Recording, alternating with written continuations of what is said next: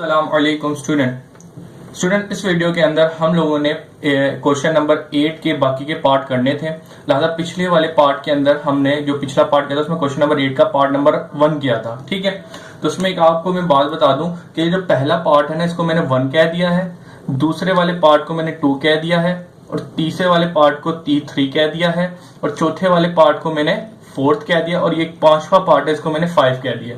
इससे ये होगा कि कम्युनिकेशन करने के अंदर थोड़ी आसानी रहेगी। ठीक है बेटा, तो ये पार्ट लिख लिएगा ताकि थंबनेल में भी आसानी हो और आपको भी समझ आ जाएगी क्या कौन कौन सा पार्ट हम कर रहे हैं।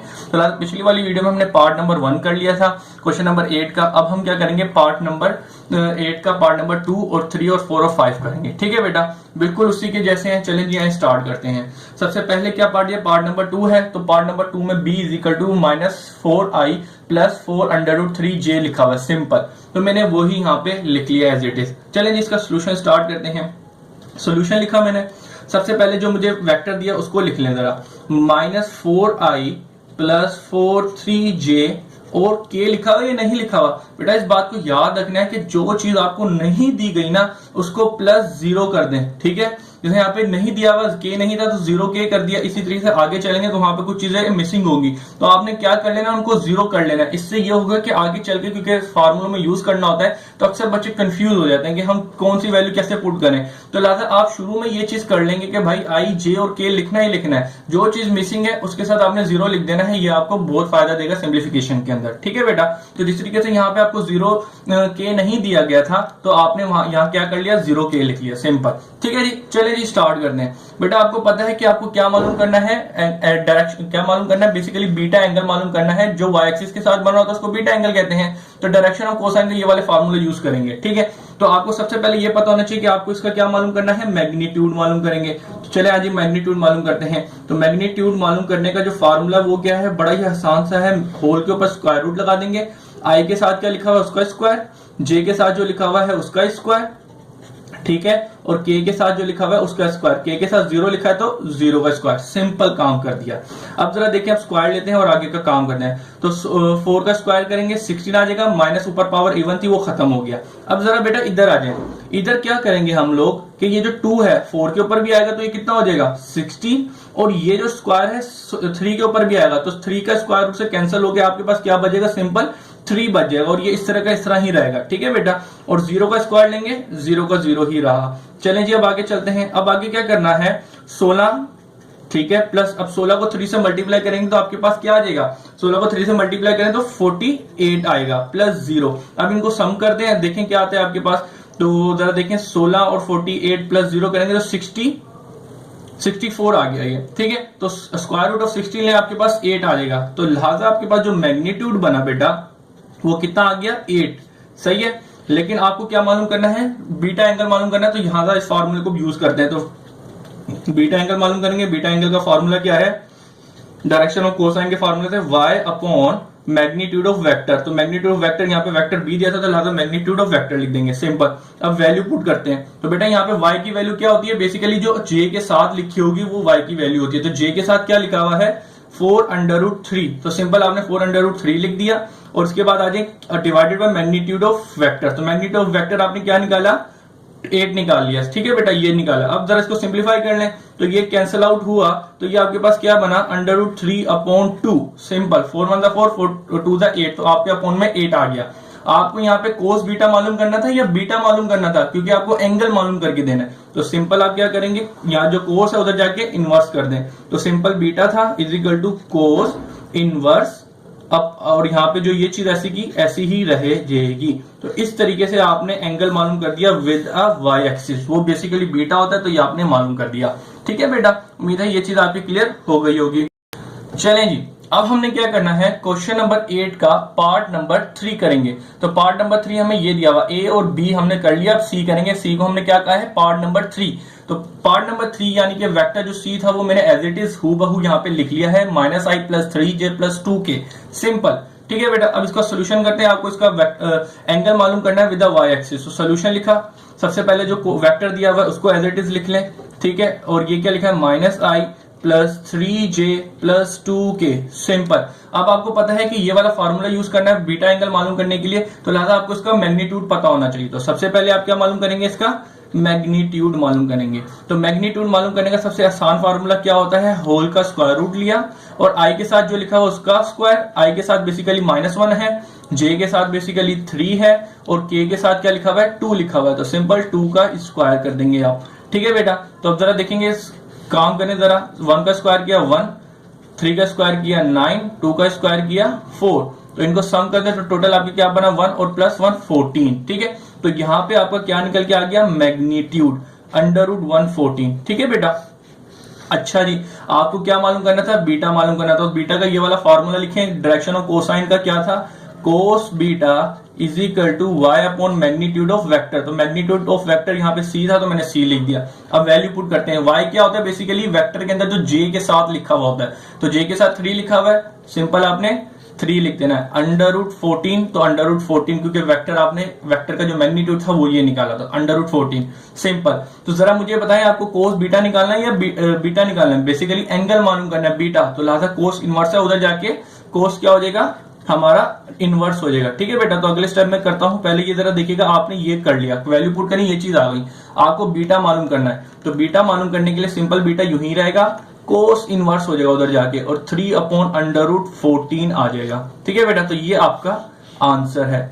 बेसिकली यहाँ पे कोई इसका आंसर इनवर्स आप कैलकुलेटर में डालेंगे, पॉइंट में आंसर आ रहा होगा। जो नहीं किया हुआ बिल्कुल ऐसे ही आपकी बुक के पीछे भी लिखे हुए आंसर, तो आप भी ऐसे ही लिखेंगे। ठीक है, चलें जी, यहाँ पे 2 पार्ट पूरे, यहाँ पे 3 पार्ट हुआ, आगे के अब जो वो पार्ट है वो भी कर लेते हैं स्टूडेंट।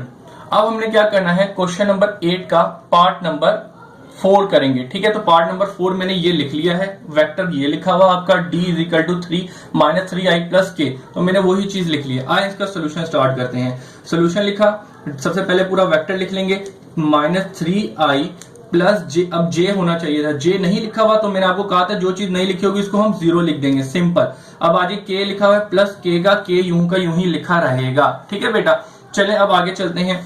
अब आपने ये वेक्टर लिख लिया सिंपल। ठीक है, तो अब आपको पता है कि बस यहाँ पे जो मैंने चीज किया वो क्या किया, आई और जे नहीं लिखा था, जे का मैंने 0 लिख दिया, पूरा का पूरा वेक्टर लिखा था। अब आपको ये मालूम करना है, बीटा एंगल मालूम करना है, लेकिन उसके लिए आपको मैग्नीट्यूड की जरूरत पड़ेगी। तो सबसे पहले आप मैग्नीट्यूड मालूम करें। तो मैग्नीट्यूड मालूम करेंगे, तो मैग्नीट्यूड मालूम करने का फॉर्मूला जो इजी सा है, होल के ऊपर स्क्वायर रूट लगाएं, आई के साथ जो लिखा हुआ उसका स्क्वायर, जे के साथ जो लिखा हुआ है उसका स्क्वायर और जो के के साथ लिखा हुआ है उसका स्क्वायर सिंपल कर दें। तो जरा देखिए आपके पास क्या आएगा।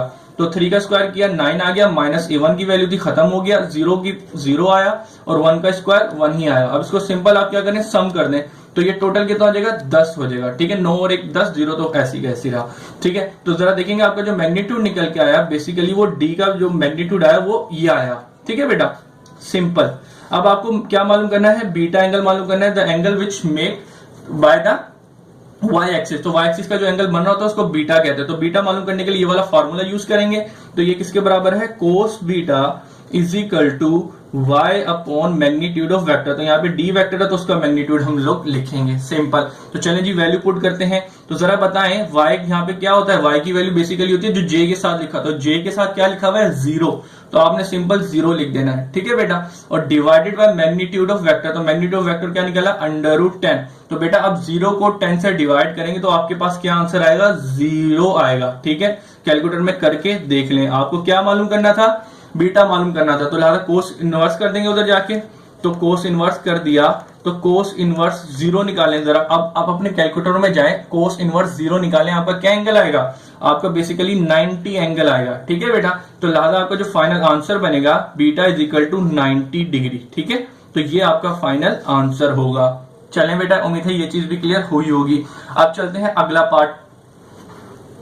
अब अगला पार्ट क्या है, क्वेश्चन नंबर 8 का 5 पार्ट है जो ई दिया हुआ है। ई क्या दिया हुआ है, जरा देखें, ई दिया हुआ है = -2j। ठीक है, इसको मैंने 5वां पार्ट किया। चलें जी, इसका सोल्यूशन स्टार्ट करते हैं। तो बेटा इसका सोल्यूशन करने के लिए सबसे पहले आपको मैंने क्या कहा था कि जो एक्सपोनेंशियल दिया हुआ है, यानी कि जो वेक्टर दिया हुआ है उसको सबसे पहले लिख लें। तो बेटा यहाँ पे आई दिया हुआ है, नहीं दिया तो उसका क्या लिखेंगे, 0i, सिंपल।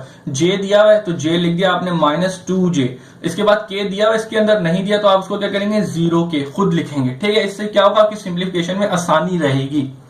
चलें बेटा, अब आपको पता है कि आपको कोस बीटा मालूम करना है। बीटा मालूम करने के लिए ये वाला फॉर्मूला यूज करेंगे। इस फॉर्मूले के अंदर आपको क्या यूज करना होता है, मैग्नीट्यूड। तो मैग्नीट्यूड सबसे पहले हम लोग मालूम करेंगे। तो चलें जी मैग्नीट्यूड मालूम करते हैं। मैग्नीट्यूड मालूम करने के लिए आप मैग्नीट्यूड का फॉर्मूला लगाते हैं। तो मैग्नीट्यूड का फॉर्मूला बड़ा ही आसान है कि भाई आई के साथ जो लिखा है उसका स्क्वायर, जे के साथ जो लिखा हुआ है उसका स्क्वायर, के साथ जो लिखा हुआ है उसका स्क्वायर। सिंपल, ठीक है बेटा। उसके ऊपर होल के ऊपर स्क्वायर रूट लग जाएगा।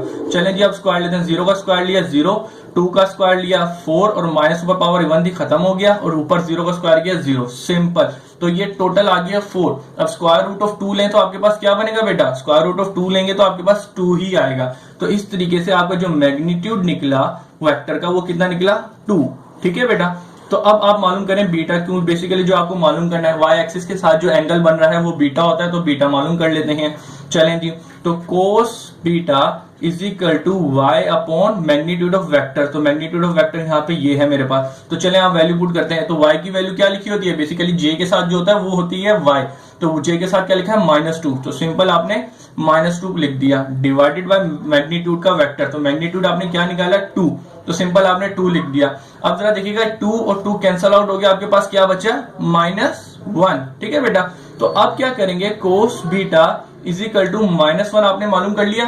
अब ये तो निकालिए, आपको क्या चाहिए, यहां से बीटा चाहिए। तो कोस इनवर्स उधर जाके हो जाएगा। तो जरा कोस इनवर्स करें।